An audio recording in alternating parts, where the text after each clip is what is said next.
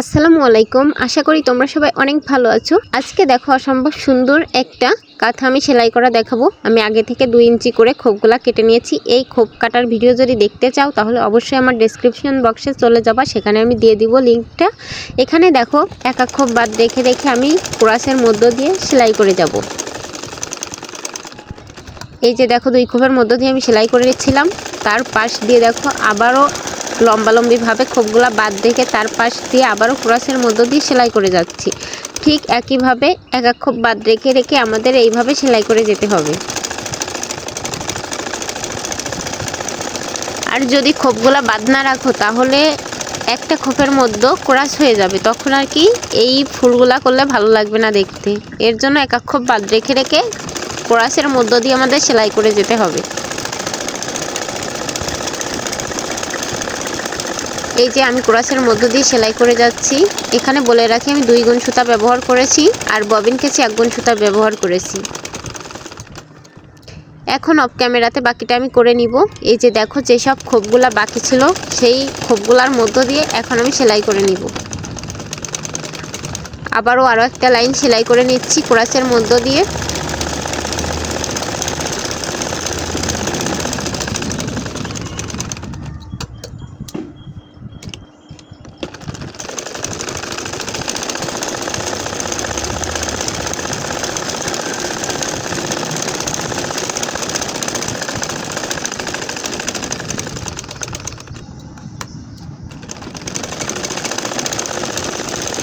আরও একটা লাইন আমি সেলাই করে নিচ্ছি।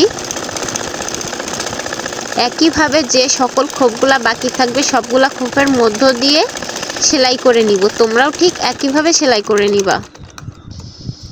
এখন অফ ক্যামেরাতে বাকিটা আমি করে নিয়েছি। এই যে দেখো শুরু করলাম। এই যে কিছুটা অংশ খালি রেখে তারপর হচ্ছে হাফ পাতা দিয়ে নিব। এখানে আমি বলে রাখি একটা খোপের মধ্যে হাফ অংশ সোজা হবে। এই যে দেখো আমি তোমাদের দেখিয়ে দিচ্ছি, এখান থেকে এই যে এই পর্যন্ত সোজা সেলাই, তারপর যাই আর হাফ বাঁকা সেলাই। ঠিক এই একইভাবে কিন্তু তোমাদের সেলাই করতে হবে, তা না হলে অন্য রকম কোনো ডিজাইন হয়ে যাবে। এই যে দেখো আবারও এর সাইড দিয়ে আরও একটা পাতা আমি দিয়ে নিচ্ছি। টোটাল হচ্ছে এখানে প্রত্যেকটা খোপের মধ্য দিয়ে মানে সর্বপ্রথম তো একটা লাইনের বাঁকাভাবে সেলাই করেছিলাম, তার পাশ দিয়ে আর 2 আর 2 4টা করে সেলাই হবে। এই দেখো আবারও আমি কিন্তু সেলাই করে নিচ্ছি। এখন আবার দ্বিতীয় লাইনটা শুরু করলাম। এই যে দেখো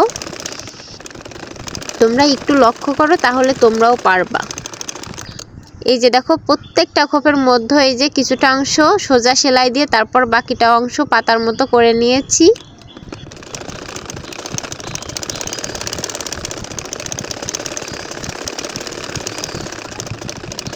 এখন বাকি আর হাফ অংশটা আমি সেলাই করে নিলাম। এখন এর সাইডে আবার পাতাটা দিয়ে নিব।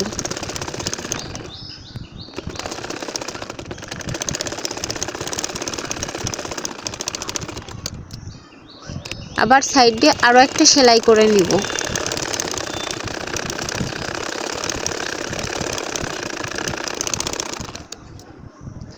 এই যে দেখো সেলাইটা ঠিক এরকম হবে।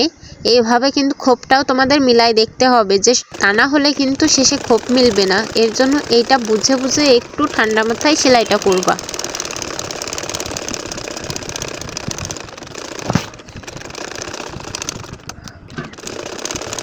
তারপরও কোনো আপুর যদি সেলাই করতে সমস্যা হয় তাহলে অবশ্যই কমেন্ট করবা, আমি ইনশাল্লাহ কমেন্টের রিপ্লাই দিব।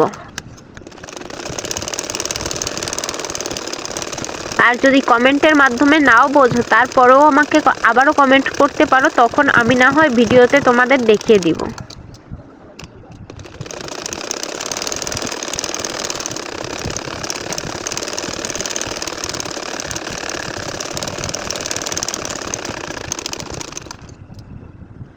আমার 3টা লাইন সেলাই করা শেষ। ঠিক একইভাবে আরও একটা লাইন সেলাই করে নিব।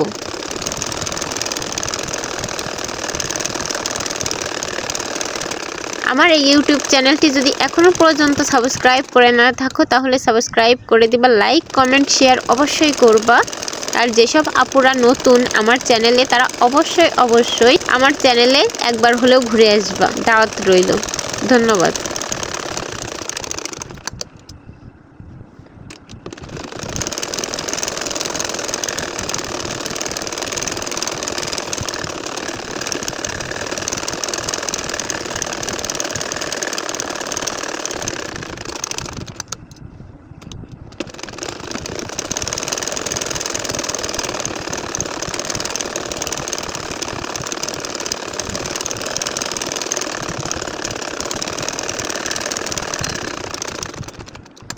সেলাই করা শেষ। একইভাবে আমি অফ ক্যামেরাতে বাকিটা করে নিয়েছি। এখন হচ্ছে যে সব লাইনগুলা বাকি ছিল সেই সব লাইনগুলার মধ্যে আমি একইভাবে সেলাই করে নিব।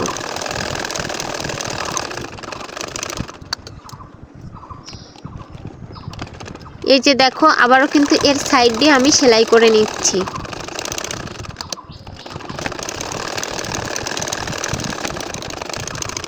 এখন দেখতে পাচ্ছ যে এখানে কিন্তু ফুলটা সম্পূর্ণ হয়ে গেছে, দেখতেও অনেক বেশি সুন্দর লাগতেছে।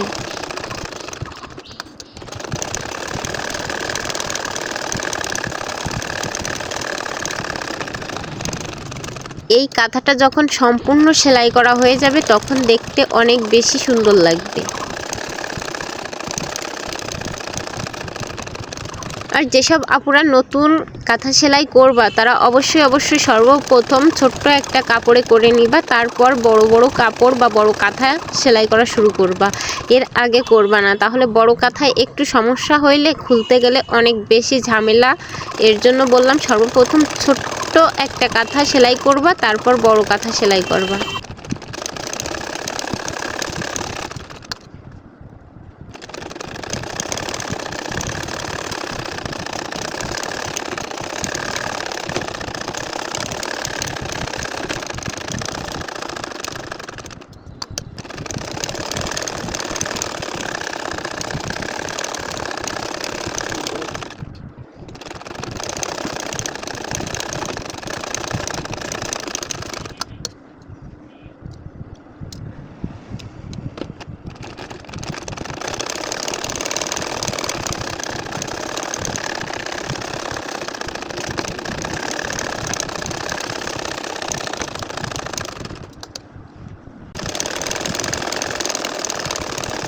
আরও একটা লাইন আমি তোমাদের দেখিয়ে দিচ্ছি।